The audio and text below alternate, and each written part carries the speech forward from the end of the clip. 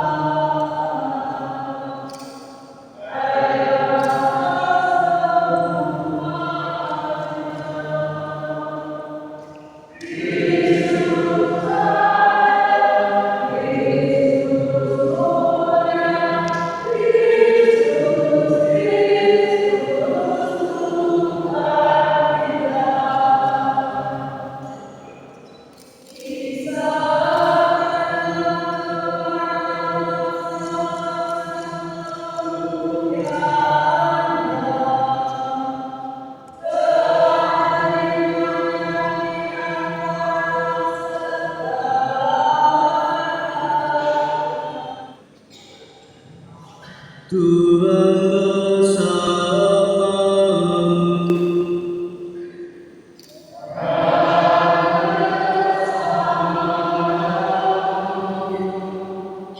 Inilah Injil suci menurut Lukas.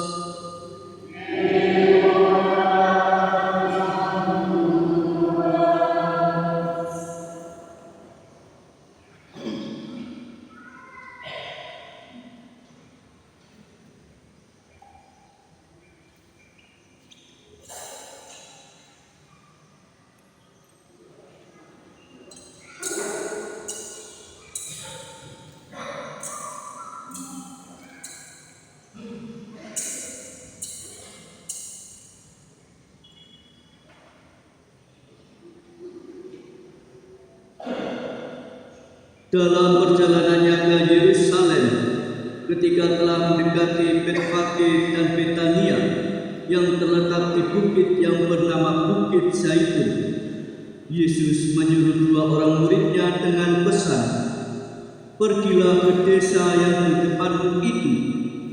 Pada waktu masuk di situ, kamu akan mendapati seekor keledai muda tertambat yang belum pernah ditunggangi orang.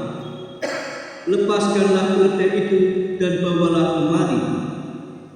Jika ada orang bertanya kepadamu, 'Mengapa kamu melepaskannya?' jawablah begini, 'Tuhan memerlukannya.' Lalu pergilah kedua murid yang disuruh itu, dan mereka mendapati segala sesuatu seperti yang telah dikatakan Yesus. Ketika mereka melepaskan keledai itu, berkatalah para pemiliknya, 'Mengapa kamu melepaskan keledai itu?' Kata mereka, 'Tuhan memerlukannya.' Mereka membawa keledai itu kepada Yesus, lalu mengalasinya dengan pakaian mereka dan menolong Yesus naik ke atasnya. Sementara Yesus menunggangi keledai itu, mereka menghamparkan pakaiannya di jalan. Ketika Yesus mendekati Yerusalem, di jalan yang menurun dari Bukit Zaitun, mulailah semua murid yang mengiringi dia bergembira dan memuji Allah dengan suara nyaring, oleh karena segala mukjizat yang telah mereka lihat. Kata mereka, "Terpujilah Dia yang datang sebagai Raja dalam nama Tuhan. Damai di surga dan kemuliaan di tempat yang maha tinggi." Beberapa orang Farisi di antara orang banyak itu berkata kepada Yesus, "Guru, tegurlah murid-muridmu itu." Jawab Yesus, "Aku berkata kepadamu, jika mereka ini diam, maka batu-batu ini akan berteriak." Demikianlah sabda Tuhan.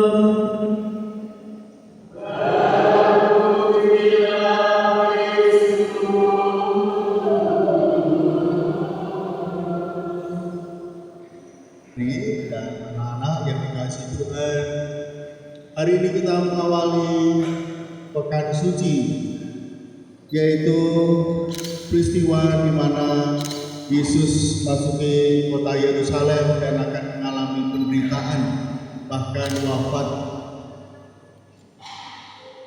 Perayaan Pekan Suci ini diawali dengan perayaan yang penuh dengan sukacita, kegembiraan, walaupun pada akhirnya Yesus harus wafat di salib, tapi diakhiri pula dengan sukacita, yaitu sukacita Paskah. Itulah realita yang ada, kegembiraan, kemudian kesedihan, dan dilanjutkan dengan kegembiraan lagi. Bapak Ibu Saudara-saudari, kegembiraan yang dilakukan oleh orang-orang di Yerusalem sungguh kegembiraan yang luar biasa.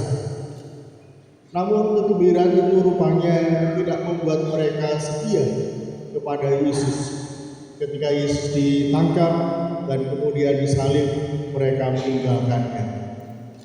Mari kita menyadari bahwa peristiwa ini sungguh berharga bagi kita. Kegembiraan semu seringkali juga ada pada diri kita. Kelihatannya kita bahagia, namun ternyata tidak. Kelihatannya hidup kita mudah, ternyata tidak. Mari kita menyadari sungguh bahwa Allah hadir dalam hidup kita dan senantiasa meneguhkan kita. Kegembiraan yang diberikan Allah adalah kegembiraan sejati, maka marilah kita selalu mengikutinya. Kembali kepada Yesus disambut masuk kota Yerusalem, disambut dan dielulukan. Mereka memuja Yesus dan berharap Yesus sebagai Raja.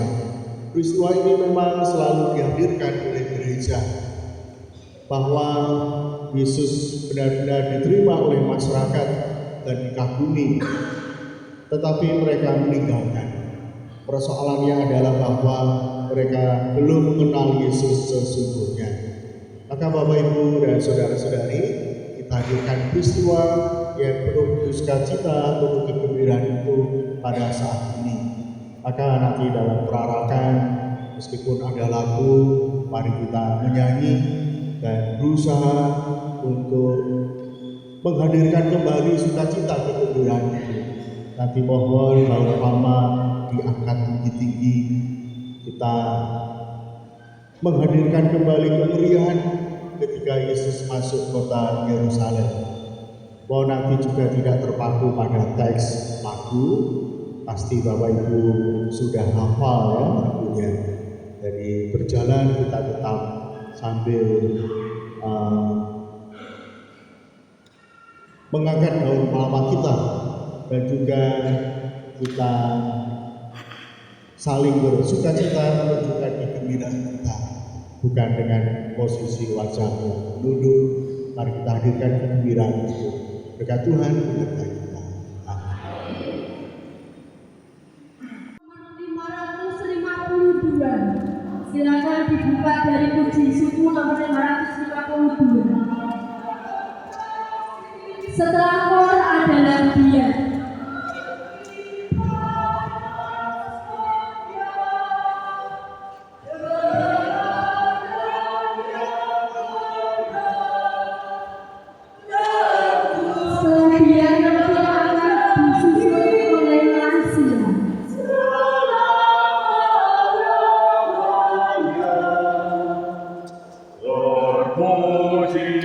Kemudian akan dilanjutkan barisan nomor 2.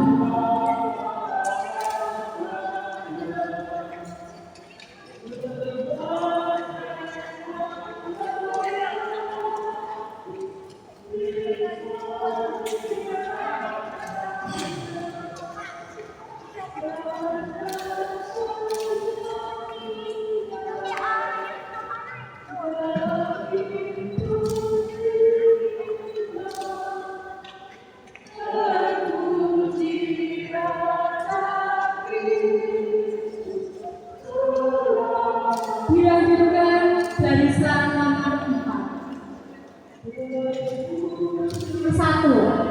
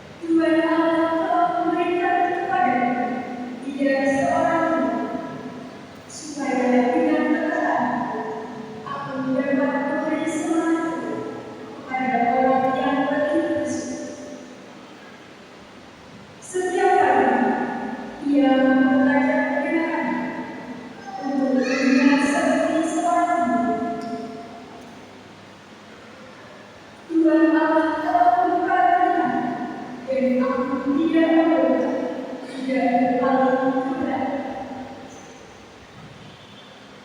Aku memberiku kepada orang-orang yang berkembang dan berikan kepada orang-orang yang cerdik-cerdik.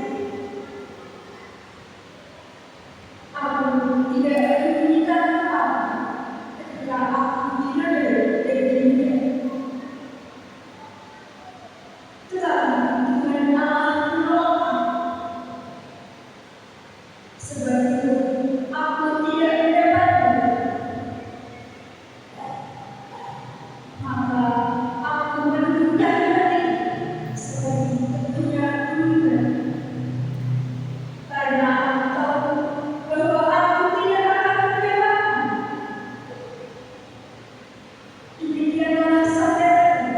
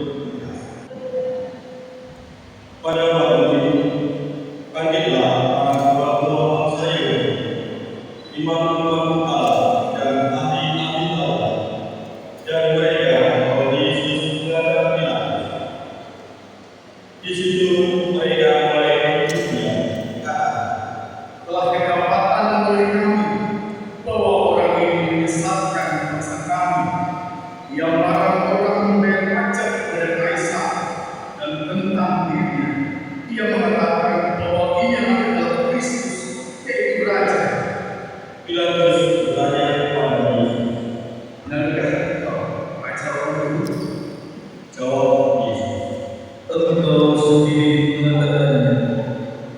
Kata Pilatus,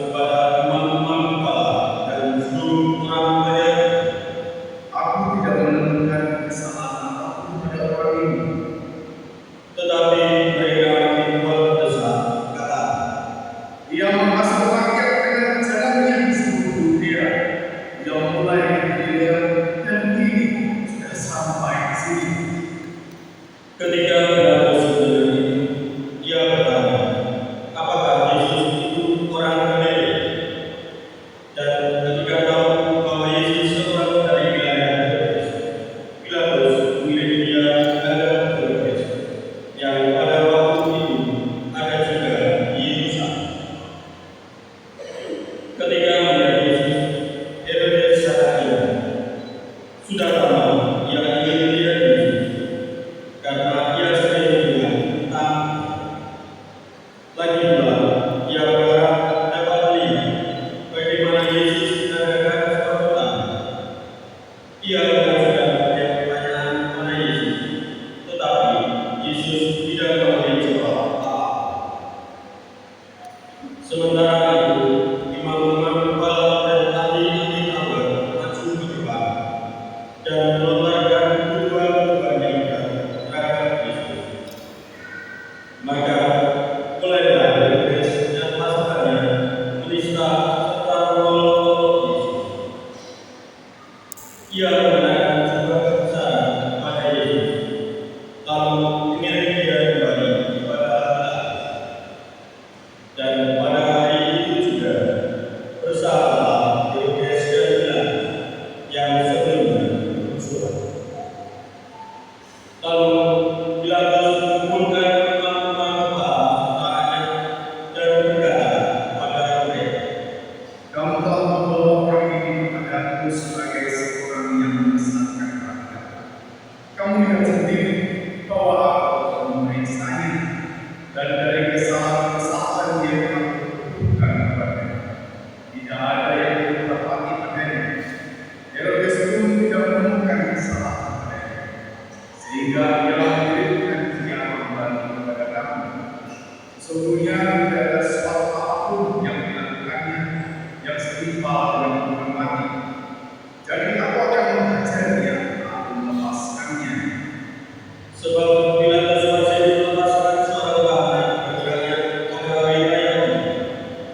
Tetapi mereka berteriak bersama-sama, Lenyapkanlah dia, lepaskanlah Barabas bagi kami. Barabas ini dimasukkan ke dalam penjara berhubung dengan suatu pemberontakan yang telah terjadi di dalam kota dan karena pembunuhan. Sekali lagi, Pilatus berbicara dengan suara keras kepada mereka karena ia ingin melepaskan Yesus.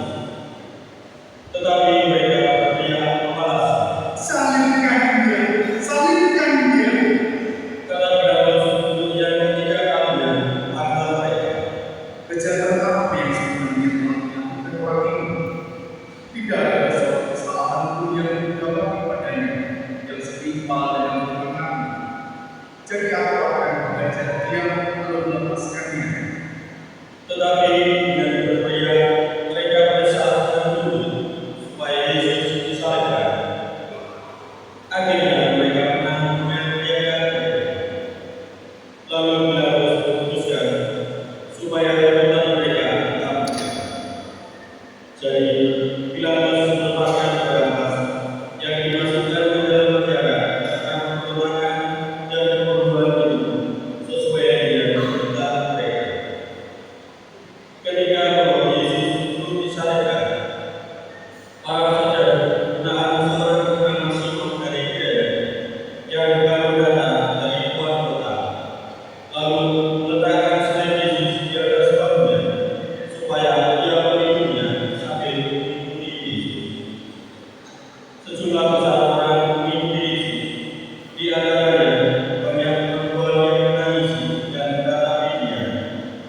Yesus berpaling kepada mereka dan berkata, Hai putri-putri Yerusalem, janganlah kamu menangisi aku, melainkan tangislah dirimu sendiri dan anak-anakmu. Sebab lihat, akan tiba masanya orang berkata, berbahagialah perempuan mahal, berbahagialah perempuan yang kakinya tidak pernah melahirkan dan yang tidak pernah menyusui. Maka orang akan mulai berkata kepada beruntung, beruntunglah menimpa kamu dan kepada bukit-bukit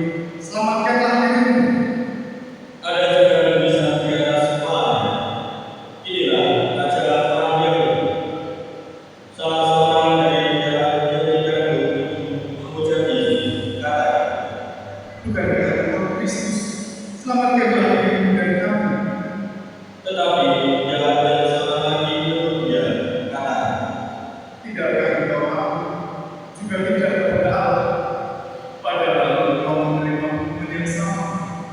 Kita memang selayak itu, sebab kita menerima balasan yang setimpal dengan perbuatan kita.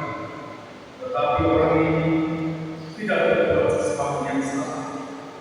Lalu ia berkata kepada Yesus, Yesus, ingatlah akan kami apabila engkau datang sebagai Raja. kata Yesus kepadanya, Aku berkata kepadamu, sesungguhnya pada hari juga engkau akan ada bersama-sama aku di dalam Firdaus. ketika itu kira-kira pukul 12, kegelapan meliputi seluruh daerah itu sampai pukul 3, sebab matahari tidak bersinar. Ketika itu air bait suci telah keluar. Lalu Yesus berseru dengan suara nyaring, Ya Bapa, ke dalam tangan-Mu kuserahkan nyawa. dan sesudah berkata demikian, Yesus menyerahkan nyawanya.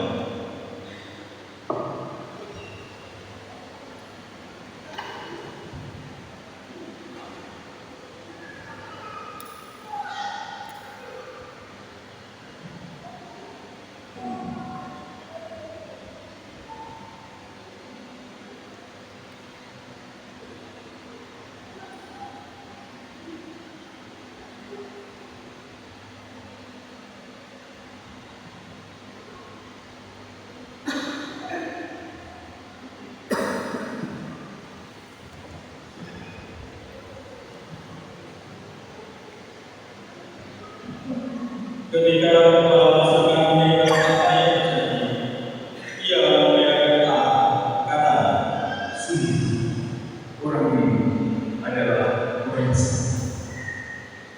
di situ berkumpul pula banyak orang yang datang untuk menyaksikan seluruh peristiwa itu. Sesudah melihat apa yang terjadi, pulanglah mereka sambil kumpul-kumpul diri. Semua orang yang mengenal Yesus dari dekat, termasuk perempuan-perempuan yang mengikuti dia dari Galilea, pergi jauh-jauh dan melihat semua itu. Demikianlah sabda Tuhan.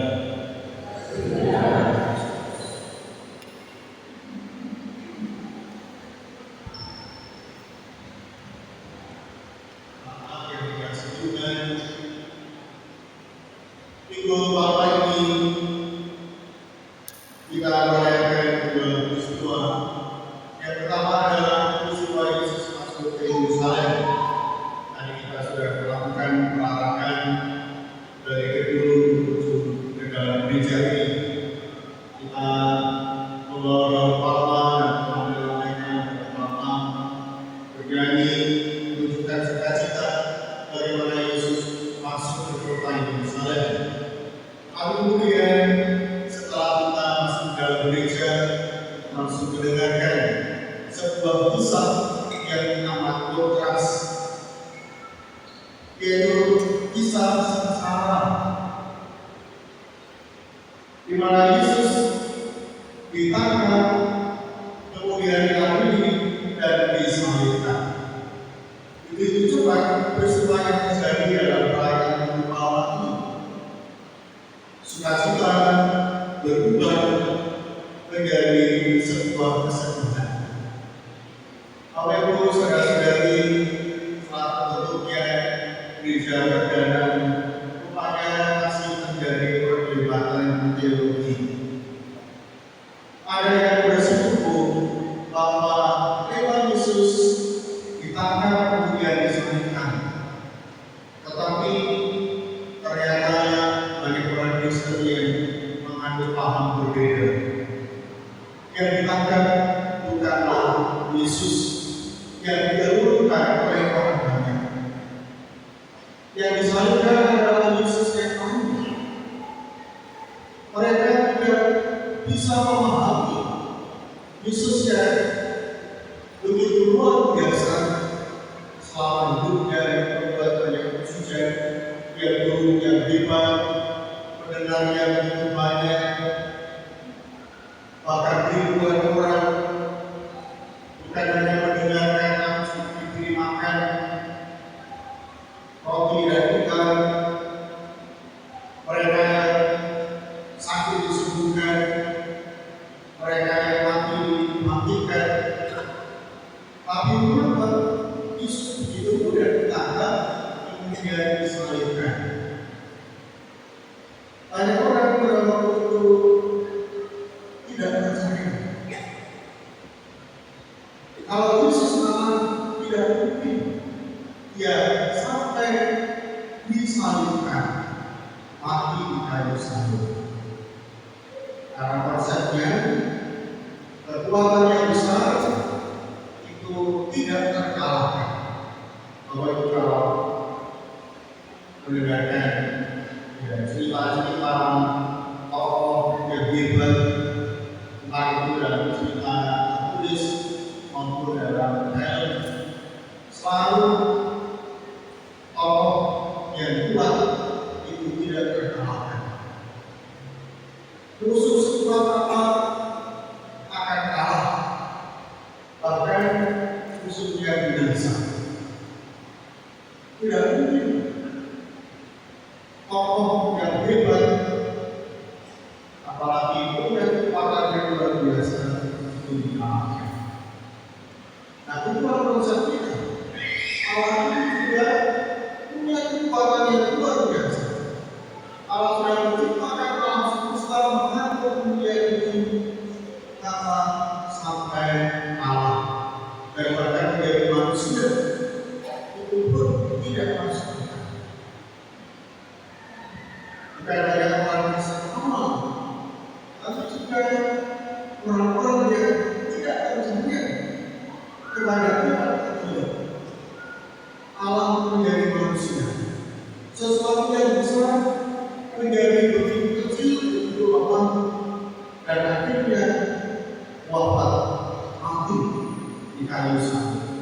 Allah menjadi manusia, Allah menciptakannya. Ini sesuatu yang tidak masuk akal.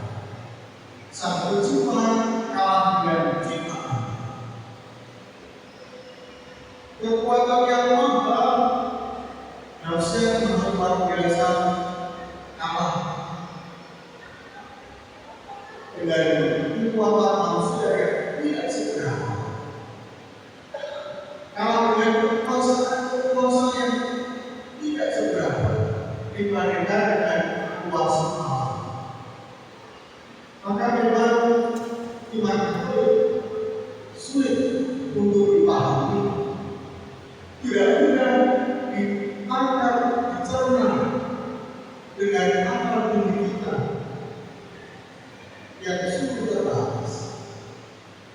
Oleh guru saudara-saudari dan anak yang dikasih Tuhan, mengapa Allah melakukan hal ini? Dia yang maha besar menjadi kecil, menjadi lemah, dan akhirnya memanfaatkan salib. Ibaratnya oleh guru saudara-saudari, kalau ada dua kekuatan perang untuk melakukan sesuatu, maka salah satu kekuatan itu harus kalah. Apa mungkin ada dalam pikiran Allah tidak seperti itu? Manusia memang jatuh ke dalam dosa. Dia ada dalam kuasa roh jahat. Apa yang dilakukan Allah? Ternyata Allah tidak mengalahkan roh jahat. Dia membebaskan manusia kita yang lemah, justru dengan menebus kesalahan. Segala dosa adalah maut, hukuman dosa adalah kematian.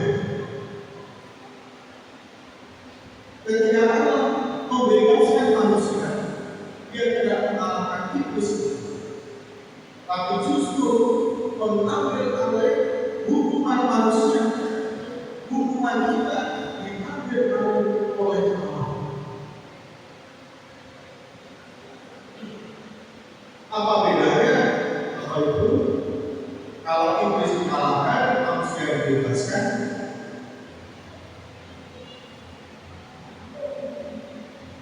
Kalau iblis dikalahkan, manusia dibebaskan. Status manusia status kita adalah tetap sebagai orang yang mendapatkan hukuman. Karena apa? Karena dosa kita mendapatkan hukuman Allah. Meskipun yang menjatuhkan hukuman sudah dikalahkan, tapi manusia tetap sebagai orang yang terhukum, orang yang berdosa. Status itu tetap ada. Meskipun yang menjatuhkan hukuman, yang memberikan hukuman hakimnya untuk dibinasakan.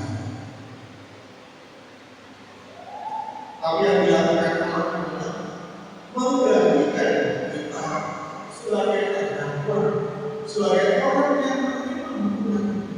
Dialah yang menjalani hukuman. Sehingga statusnya dibebaskan. Karena ada orang yang menggantikan kita, yaitu Allah. Maka itulah yang dilakukan oleh Allah.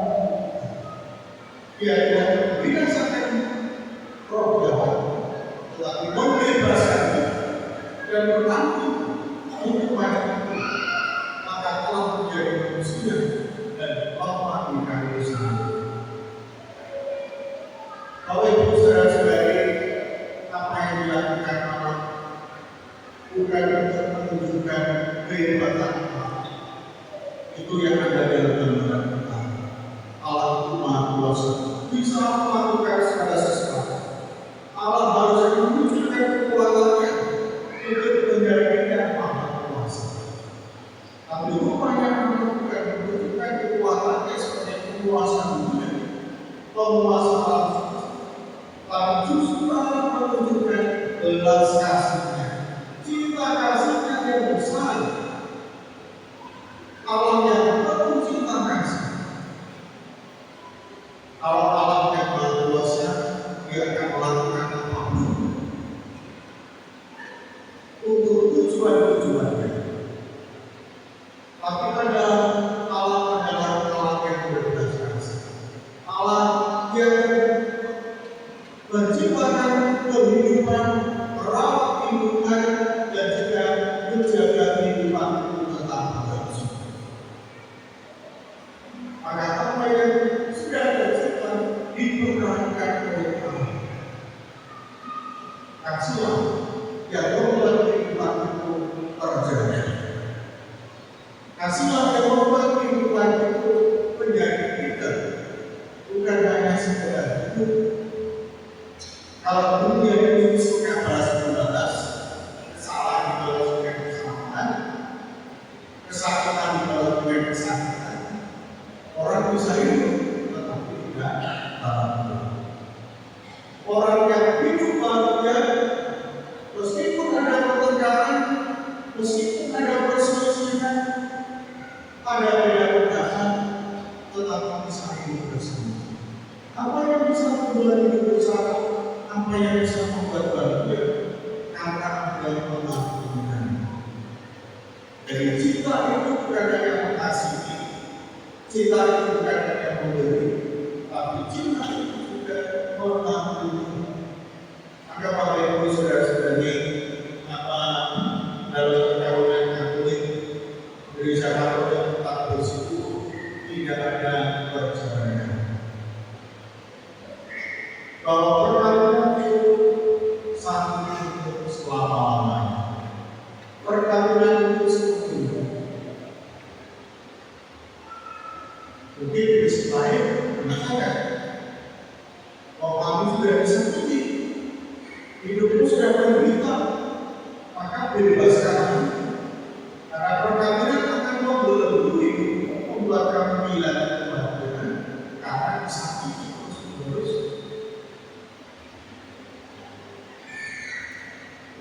Karena prinsipnya sakit dibalas dengan sakit. Kejahatan dibalas dengan kejahatan, kekecewaan dibalas dengan kekecewaan.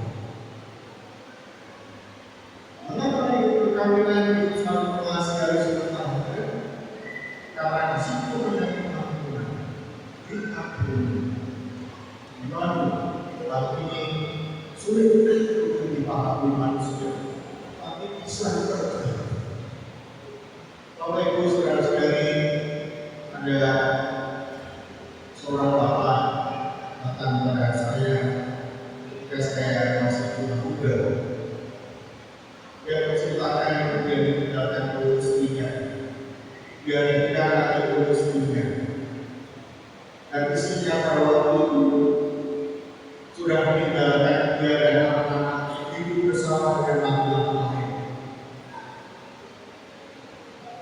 Bapak itu mengatakan apa kepada saya?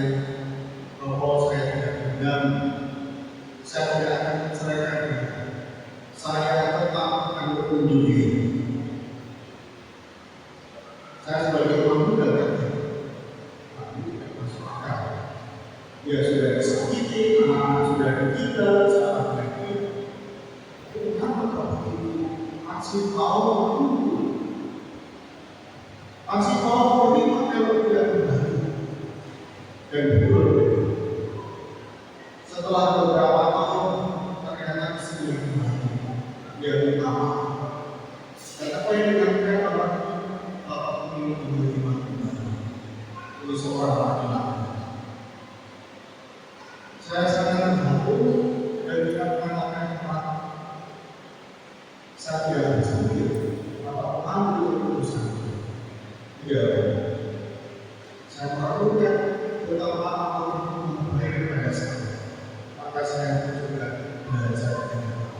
Saya bukan belajar dari manusia yang sulit untuk dilakukan, tapi saya belajar dari Tuhan Yesus.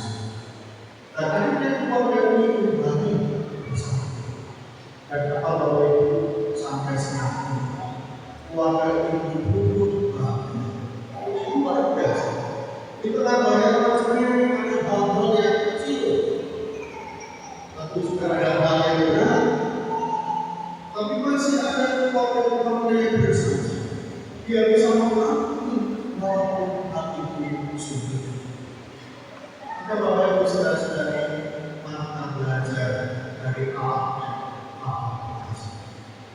Dan dia belajar kita lewat Yesus yang hadir di tengah-tengah kita. Dan hanya itu, tapi sekarang pun Yesus juga hadir dan memberitahukan mereka. Kalau kita ketemu mereka persoalan apapun, ya kita akan serahkan kepada Dia. Mohon itu untuk mendapatkan keputusan yang benar, keputusan yang bijaksana, yang baik, bukan hanya untuk kita untuk manusia, tapi keputusan yang baik dari Allah. Dan itu kita belajar kalau maksudnya keputusan. Seringkali kita memuji Allah, tapi sebenarnya yang lupa.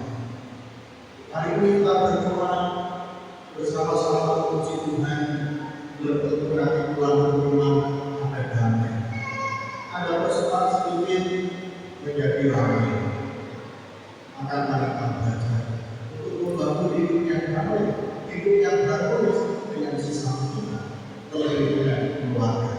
Semoga usaha kita senantiasa diberkati dan diteguhkan oleh Allah.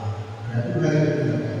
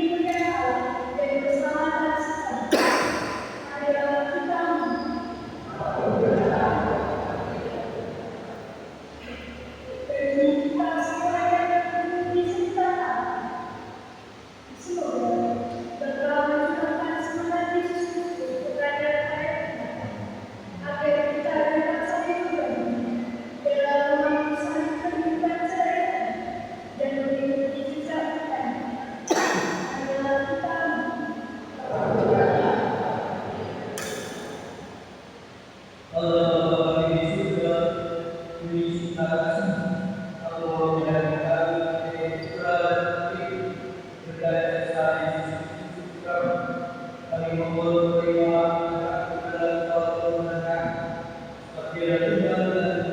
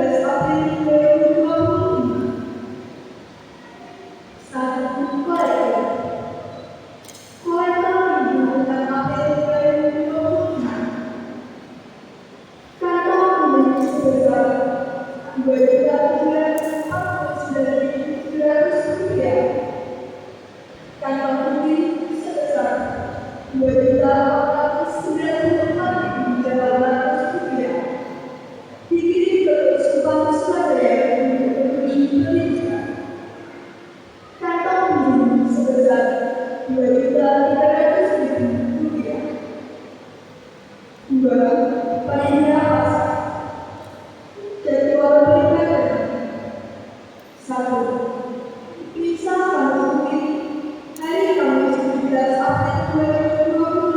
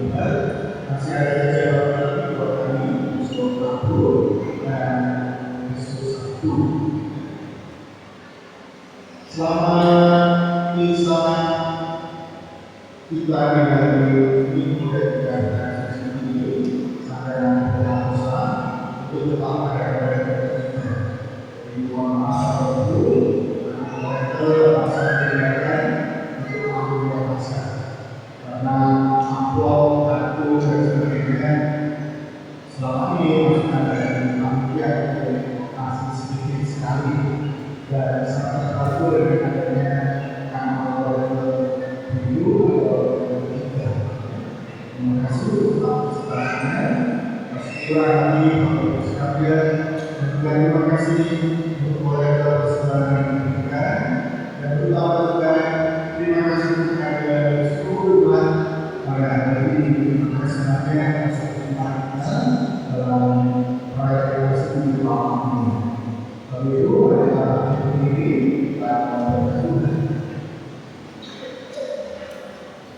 Tuhan bersama.